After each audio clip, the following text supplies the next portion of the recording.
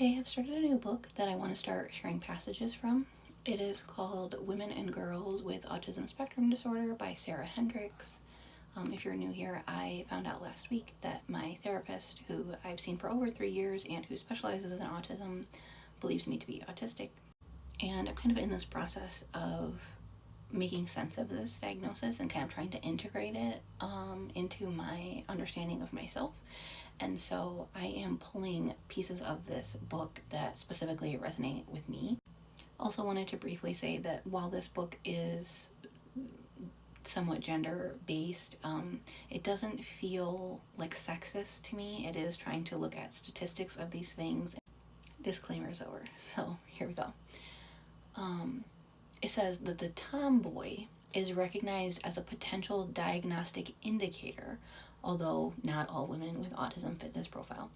I thought that this was interesting. It also said in another area that one study asked women with ASD kind of about their relationship with gender, and the question itself did not use the word tomboy, but like 70% of people responded self-identifying either in adulthood or as children as being or having been a tomboy, which I thought was really interesting. I had not heard that before.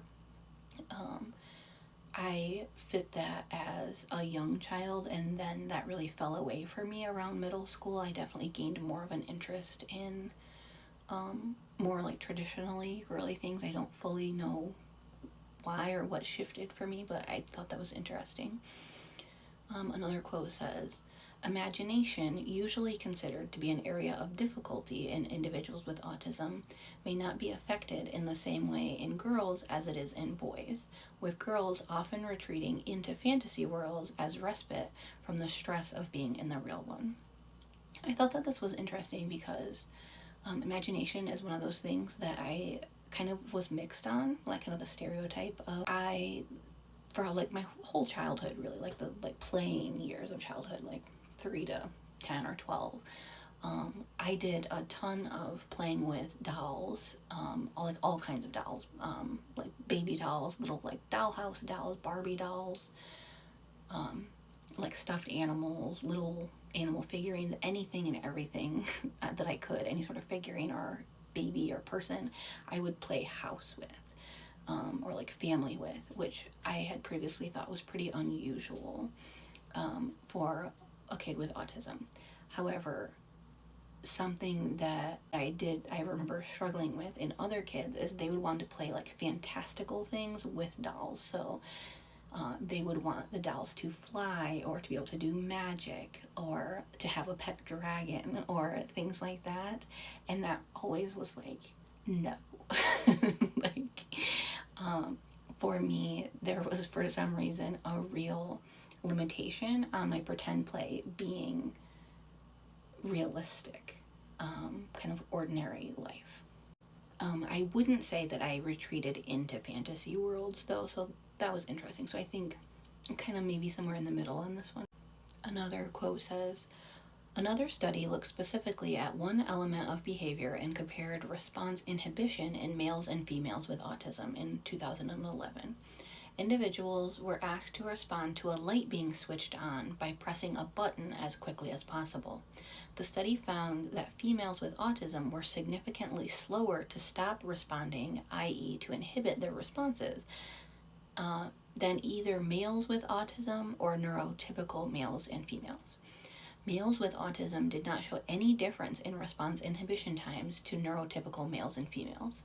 This study only focuses on one small area of behavior, but may suggest that females with autism have a different neurobehavioral profile to males with autism. The consequence of impaired inhibitory control includes impulsiveness, risk-taking, and general executive dysfunction, including planning and decision-making. This may also impact other social difficulties." I thought that this was really interesting because I did a thorough psych eval coming up on 2 years ago now, and that included like ADHD testing with like multiple forms of executive dysfunction testing or executive function testing. Some of my executive function scores were actually above average, and others were very low, which when I got my results they said is really strange, because like some of my results basically would say definitely not ADHD and others are like definitely ADHD. And the one that I had the worst score on was called inhibition with switching. On that particular executive function test, I scored the second percentile. Another quote says, boys showed more repetitive, restricted behaviors than girls, and girls showed more communication deficits, sleep problems, and anxiety. I think that this was in babies and toddlers. When looking at an older age group, such as 3 to 18 years, teachers reported that males with autism externalize their social problems more readily than females, and therefore are more likely to be identified as needing support in the classroom. This work also agreed with a 2009 study where there were subtle differences between the sexes. They found that girls had more emotional problems and better fine motor skills. As with other studies, restricted, repetitive behavior was seen less in girls than in boys. Another quote says, rather than the extreme autistic aloneness personality, a different study saw girls in the study being more clingy to others, imitating their speech and movements without a deeper understanding of the silent laws of ordinary social interaction. They also saw more repetitive questioning and almost constant use of language, which is not commonly expected in the typical male profile of autism. This verbosity can appear social and interactive, but may be on examination scripted, learned, or largely self-centric in nature. That I found really interesting because a lifelong experience that I have had is either being very quiet or I'm like extremely chatty. It's kind of like I have two modes where it's rare for somebody to kind of tap into that, like my walls go down, but when they do, then I can talk their ear off.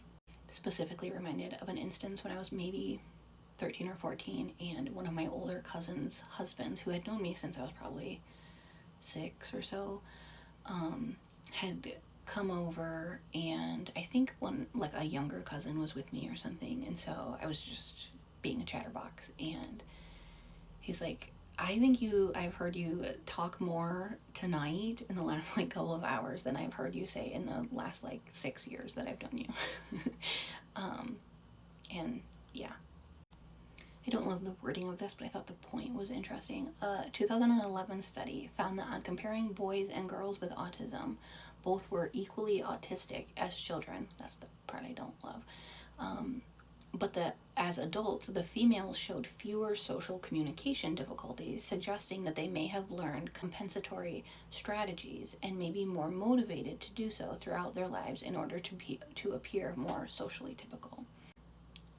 This last quote is kind of in response to masking related coping strategies, but I'm going to kind of start in the middle. These mechanical rather than intuitive strategies means that in times of stress or in unexpected situations or after a period of time, it may become impossible for them to be maintained. For some women, this can mean that they present a very capable front that cannot be maintained beyond certain limits, after which it collapses, and sometimes so does she. What has not yet been measured is the toll that this socially typical facade takes on the individual over a period of time. I will definitely continue with passages from this book, and I'm also looking for more autism or ADHD people to follow, so leave me a comment if you make content like this about your journey, and I will likely follow you. Follow me if you want to catch more on this book.